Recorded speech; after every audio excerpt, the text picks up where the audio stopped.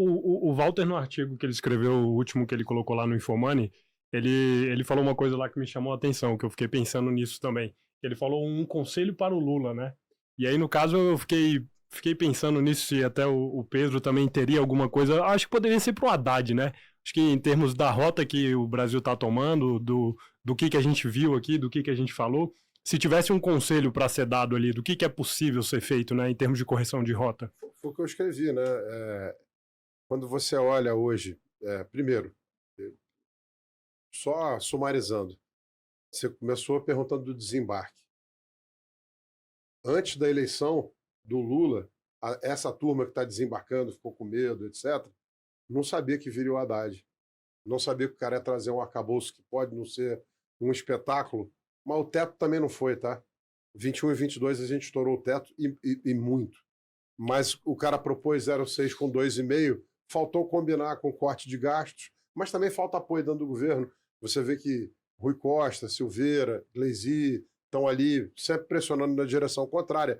O Haddad faz uma defesa sozinho. Eu sempre falo dele porque você tem que pegar o cara e tirar ele do governo e falar o que acontece se ele sai. Aí a coisa perde o alicerce completamente. Então a gente tem que apoiar o cara. Tem aqui uma obrigação, eu acho quase cívica. Não é por profissão, tenho família aqui, tenho filho, tenho casa, tem emprego, tem empresa, tem funcionário, então assim, o cara está ajudando a manter as coisas minimamente, né, no lugar. Então, quando você vê a direção que o governo tomou desde o início, me parece uma marcha da insensatez. Por quê? Porque a primeira coisa que um cara vai fazer quando abre uma empresa é falar o seguinte: quem é o meu cliente? Não é o que você faz? Quem é o meu cliente? Quem compra o meu produto? Por que o cara compra o meu produto? Quem comprou o Lula na eleição? Não foi. Volto ao discurso do começo do nosso bate-papo. O Lula não foi eleito pela base histórica do PT, que hoje é muito menor do que foi no passado. O PT hoje tem 10% das prefeituras que tinha 20 anos atrás. O PT não tem governador em nenhum estado importante do Brasil, fora um. Então, quem elegeu você? Uma base de eleitores compostas por uma massa de pessoas que rejeitavam o Bolsonaro, seja pela falta de ar na pandemia, seja pela confusão com vacina, cloroquina, ou vai ter golpe, não vai ter golpe, briga com o Supremo, muita vol. Eu posso opinar diferente, posso ter votado diferente. Eu entendo quem tinha essa visão. Então, assim, quem votou no Lula? Uma massa de gente muito mais heterogênea.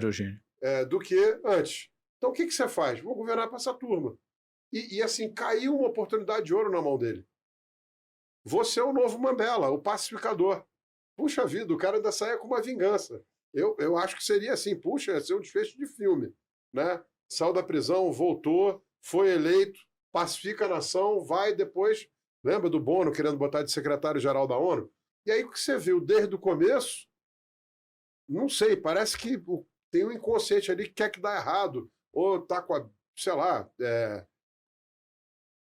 tá com raiva, mas ele não foi por esse caminho, foi por um caminho sempre do confronto e de manter essa polarização viva. Hoje essa polarização viva, olhando depois de 1 ano e meio de tudo que aconteceu, parece fazer mais sentido. Porque se voltar a ter uma eleição onde a guerra de rejeições seja mais importante do que a intenção de votar em alguém, suponha, né, que o Bolsonaro fique elegível de novo. As chances de reeleição são maiores. Né? Então, faz sentido essa polarização hoje. Mas acho que o governo tomou um caminho errado. Então, o meu conselho que eu falei no final do artigo é assim: se o Lula hoje resolve cortar gastos, botar as contas em ordem, estamos ainda não estamos no meio de 24, né? Vai começar o mês de junho agora.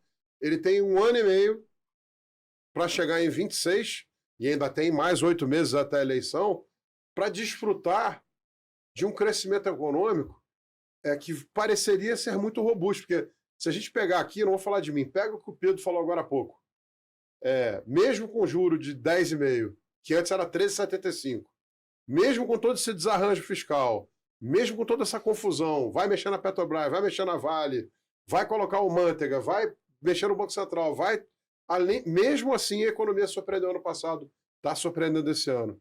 Então tem um potencial aí enjaulado, e é o que dá mais pena, o que dá maior pena de viver no Brasil é ver o que podia ser e o que é.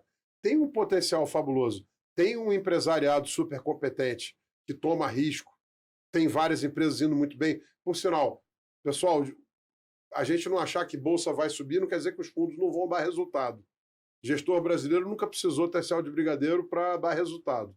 Sempre bateu o benchmark a longo prazo e quase nunca teve céu de brigadeiro 2, 3 anos constante. Então também não misturar as duas coisas. Porque a bolsa não vai subir, quer dizer que o nosso fundo long bias nos últimos 12 meses está dando 28%.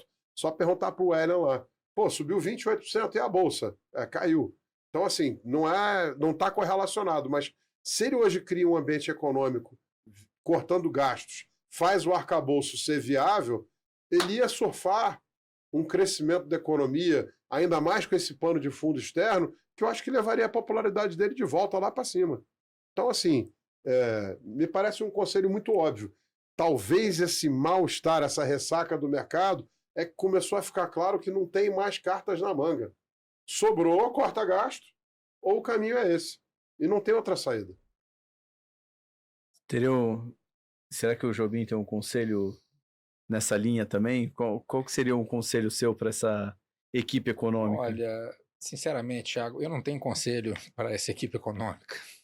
Acho que, assim, eles, de alguma forma, têm acesso às informações do que seria um contrafactual, né? Quer dizer, em relação ao que está sendo feito agora, né? Eles sabem as consequências das políticas que eles estão praticando, eles viram o que aconteceu no Brasil em 2015, 2016. Então, a escolha deles. A história já está aí para aconselhar eles. Eu não tenho nenhum conselho. Mas você citou agora há pouco a entrevista do Marcos Lisboa. Tem vários conselhos implícitos ali. Quando você faz uma crítica, você está dando conselho. Exato. Você fala, esse caminho aqui é errado. Então vai para o outro lado. Não, esse outro caminho aqui, não aperta o dedo aqui que vai dar choque. Opa, é um conselho. Né? Então quando você critica, isso é muito importante na nossa atividade. Você precisa do Marcos Lisboa, você precisa do Marcos Mendes. Eles podem não ser gestores, não estar no dia a dia, são caras extremamente competentes, sábios, e que estão dando conselhos implícitos ao criticar. E talvez essa seja uma das virtudes que estão faltando hoje a essa equipe que está aí, né? Esse governo como um todo. Pegar a crítica como uma dádiva. Pô, tem aqui um anjo me suspirando no ouvido para onde que eu deveria ir, o que eu não deveria fazer. Tudo depende da maneira como você interpreta as coisas, né? Uhum. Mas eu acho que aquele artigo ali do Lisboa também traz um aspecto que eu acho que no fim do dia ele é a base do que sustenta muitos dos argumentos do Lisboa, é que a maior parte das respostas ali que a gente vê dos poderes, né, eleitos ali, é demanda da sociedade, né? No fim do dia é a sociedade brasileira que também, né, expressa essa vontade, e aí a gente acaba chegando no ponto que todos os economistas são quase unânimes nisso, né? A questão da educação brasileira. Mas aí já é um papo para um próximo podcast. Né? E teve um gestor, eu compartilhei essa entrevista, e um gestor respondeu para mim assim, essa entrevista poderia ter sido dada em 2005, 2010, 2015, hoje ou 2030, eu acho que ela ainda seria atual, né? Sim. Que talvez. Eu acho que isso é uma coisa muito triste para o Brasil, mas é verdade. Fernando Henrique fez o Plano Real com os meus professores lá da PUC do Rio, levou uma hiperinflação para zero, colheu os frutos disso e ele mesmo se chamou de o presidente acidental. Então, assim, um cara do calibre dele ter sido eleito foi possível por matar a inflação. E ainda com todos os problemas, né, conseguiu pegar uma segunda eleição ainda surfando, porque ele trouxe, né, um ganho de renda brutal para a população. Temer foi resultado do impeachment. Podia ter sido o Itamar. Era o Temer que estava lá. Então, assim, e não estou entrando aqui nas ética, virtudes, a execução, a capacidade, o time que foi montado e trazer o trem de volta para o trilho. O que dá um pouco de tristeza é ver que, fora esses acidentes, a nossa tendência como grupo, né, como coletividade, é fazer mais escolhas do ponto de vista de quem vai nos liderar, quem vai nos representar, etc. Por outro lado, eu não sei se tem ou não tem tempo, mas só para...